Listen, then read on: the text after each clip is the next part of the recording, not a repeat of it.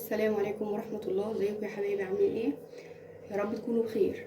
انا النهارده هعمل لكم اكله جميله جدا وموفره جدا جدا جدا. هعمل لكم كفته الفراخ، بس انا بقى هعملها بطريقتي انا. هتخليها الربع كيلو بانيه يعمل لكم كيلو كفته. اظن مفيش بعد كده توفير بقى.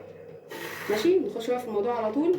هنجيب بقى طبعا البطل بتاعنا كبه، وهحط فيها البصل. هي المقادير طبعا بتاعتنا بصل وفلفل الوان، بس طبعا مش من الغالي، فلفل احمر واخضر يعني وحراق. معانا هنا برغل، وعليه نص معلقه بيكنج باودر. ومعانا هنا التوابل: ملح، فلفل، كمون، كزبره، بابريكا. بابريكا، جنزبيل. عايزين بقى تحطوا قرنفل حطوا، مش عايزين خلاص براحتكم، يعني التوابل دي براحتكم، يعني انت راجعه لكم حاطه. خالص. تمام.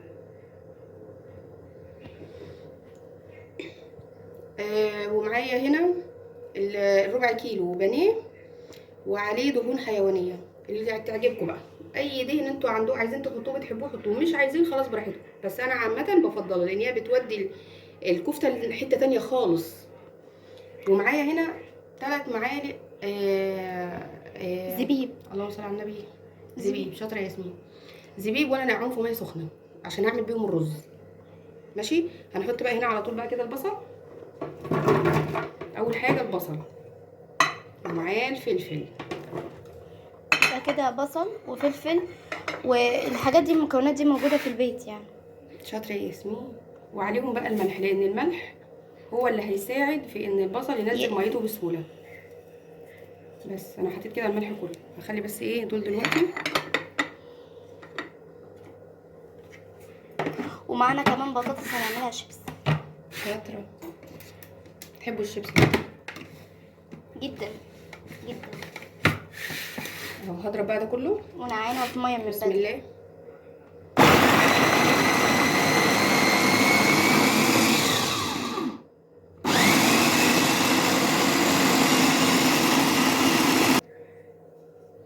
هنا بقى كده انا طحنت لا اله الا الله، صلوا على النبي يا جماعه.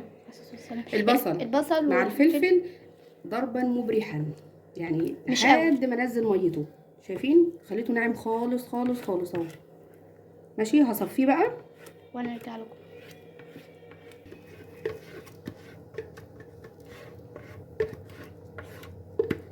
هنزله بقى كده كله واصفيه بالمصفى الضيقه،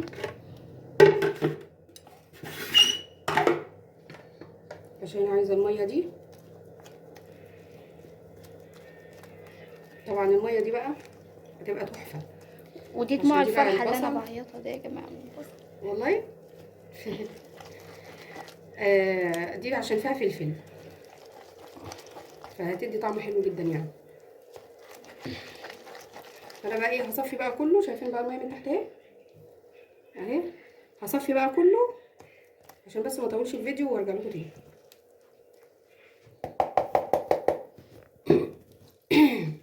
ودي يا جماعة بعد ما صفت المية خالص تماما، يعني البصل ده ما فيهوش ولا نقطة مية. بصي ماما عملت مية قد ايه.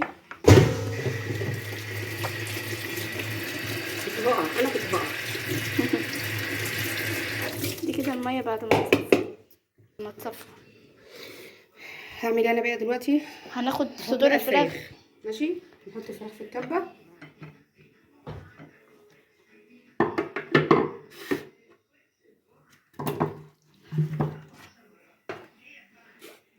وهنضربها الاول. بسم الله.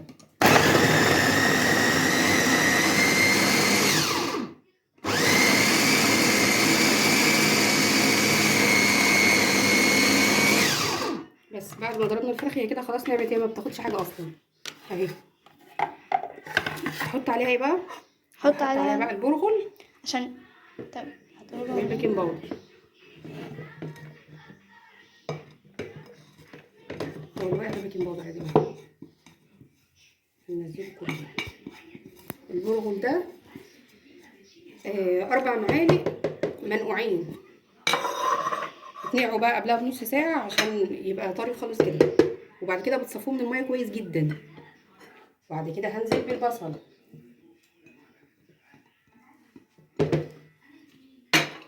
وبعدين هنزل بالتوابل. اللي احنا قلناها في اول اظن الفيديو. مفيش اسهل من كده.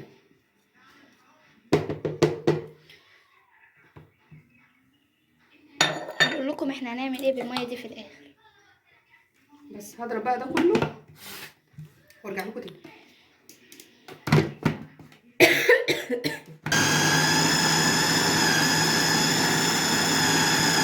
ثواني بس طبعا نسينا اهم حاجه يا جماعه، الخضره. انا نسيت الخضره، سامحوني ان شاء الله هتسامحوني، انا عارفه ان شاء الله. نسيت الخضره ديت يعني عودين كده من كل حاجه، من شبت وبقدونس وكزبره. بقدونس اكتر. معلش يا جماعه بقى، ماشي انا مقدره. طبعا يا جماعه رجعنا لكم بعد ما عملناها بعد ما فرمناها. ايوه كده حطيتها بقى هنا، فانا هحطها بقى في التلاجة تتماسك شويه قد حوالي نص ساعه او حاجه. لو انتوا بقى مستعجلين عليها ممكن تحطوها في الفريزر. فانا على ما هي تتماسك شويه هكون انا بقى عملت لكم الطحينه وهوريها لكم. هنا بقى طريقه عمل الطحينه. احنا بنجيب السمسم الابيض، هو كده سخن اهو، بنحمصه بنسخنه بس على البوتاجاز يسخن ما يحمصه. هو دلوقتي عشان الطاسه كانت سخنه ف اتلسع كده. حبه اتلسعوا يعني. بس انا اقول ده عاملين زي لما اتطحن في الكبه الاول اللي هي بتاع المطحنه بتاع الخلاط، بقى عامل زي الرمل المطحون كده اللي هو المبلول. ماشي هعمل بقى بقيه الكميه وارجع لكم تاني. بصوا يا جماعه كده هنا بقى انا حطيت كوبايه السمسم ديت. انا طبعا سخنتها قدامكم، وبعد كده طحنتها الاول في المطحنه بتاعه الفلفل والكمون، وبعد كده حطيت ربع كوبايه زيت في الخلاط الاول، وبعد كده حطيتها عشان الزيت يخلي الخلاط يلف. واحنا بقى بنلف هنشوف هو هيعوز تاني ولا لا. شايفين بقى الطحينه والله ولا احلى ولا اروع. شايفين عامله ازاي اهي. بس انا بقى مش عايزه افضيها من الخلاط لان انا هعمل سلطه الطحينه في قلبيها، لان هم اصلا كده كده كميه قليله مش كتيره. فانا هعمل بقى في نفس الخلاط سلطه الطحينه. هنا بقى هنحط ملح، وهنحط سن كمون. حطينا ملح وفلفل وكمون وكزبره. لا ما حطيناش كزبره، لا معلش يا جماعه سوري، ما حطيناش كزبره، حطينا ملح وفلفل وكمون. وهنحط دلوقتي ليمون وخل. بس فيه بقى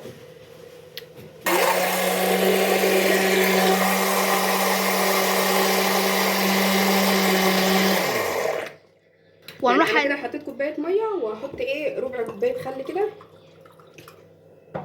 وهو برضو بيتضرب ثواني مع بقى كده. هي عايزه ملح. سلطه الطحينه اهي، شايفين بقى عامله ازاي والقوام بتاعها اهي. شايفين تقيله ازاي وجميله اهي.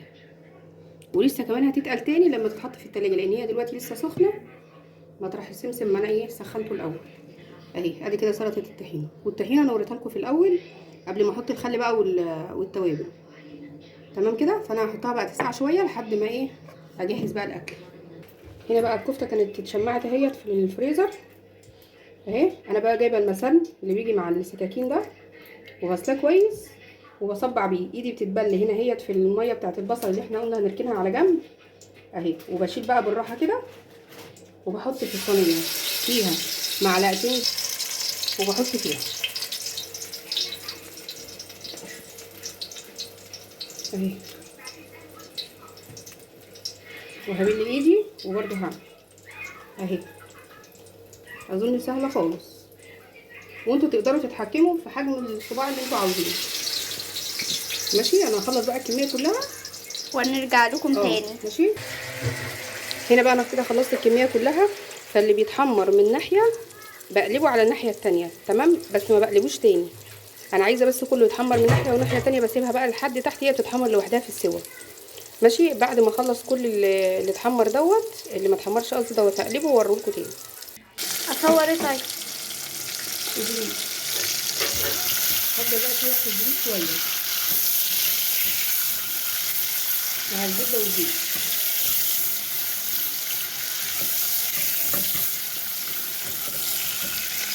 بصوا يا جماعه الكفته بقى بعد ما بعد ما يعني قربت تخلص صح؟ ما شاء الله. هي شايفين بقى نفست ازاي ومن تحت السوائل بتاعتها قربت تنشف اهي. اول ما السوائل بتاعتها بتنشف هي بتتحمر لوحديها. طبعا هي مش وخلاص واضحه كده عشان تبقى خلصت. هي مش واضحه اصلا عشان البخار. بس هخليها بس تكمل ايه تشرب السوائل اللي فيها. وهنا الزبيب انا شوحته اهو لحد ما اتنفخ اهو. بس بقى عامل زي الكوب. بقى بابلي. بص هشوح بقى كده الزبيب مع الرز. اطعم رز هتاكلوه. جربوه وقولوا لي وادعوا لي يعني. وكل اللي يشوف الفيديوهات يا جماعه يخش يشترك، ما تعملوش مشاهده فقط يعني. ايوه يا جماعه ده يعني زرار هتدوسوا عليه مش حاجه يعني. او اصل انتوا بتتفرجوا على الفيديو عجبكم الفيديو هتدوسوا اشتراك. ماشي. انا هنا كده حطيت الملح اهو ومعلقه كركم صغيره اهي. وهحط سنه قرفه سنه يعني مش مكمل حتى ربع معلقه. واحط كام واحده حبهان اسمه ايه ده؟ اسمه ايه؟ حبة التين بص. لا قرنفل. قرنفل. بس اهو. وهنقلبه. هشوح بقى ده كله كده مع بعض اهو. شايفين بقى المعلقه الصغيره مع نص كيلو رز يعني ما شاء الله هو تمام كده ولونه حلو. معلقه صغيره مليانه. اللي عايز بقى يحط قرفه خشب يحط. بس انا عشان مش متوفره عندي فحطيت قرفه مطحونه. هو هيدي نفس الطعم يعني في الاخر. شايفين بقى لونه جميل. نحط عليه الميه ونتعرف. بصوا يا جماعه بقى الشيبسي.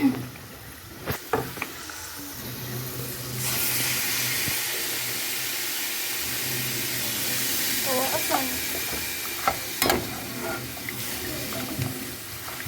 هو على فكره المفروض نطلعه دلوقتي صح؟ احنا بقى هنطلع الشيبسي ونحط نحط الدور التاني ونرجع لكم. هنا يا جماعه حطينا الميه اهي. هنقلبه. نشوف بس الملح بتاعه. عايز حبه ملح. ناقص ملح.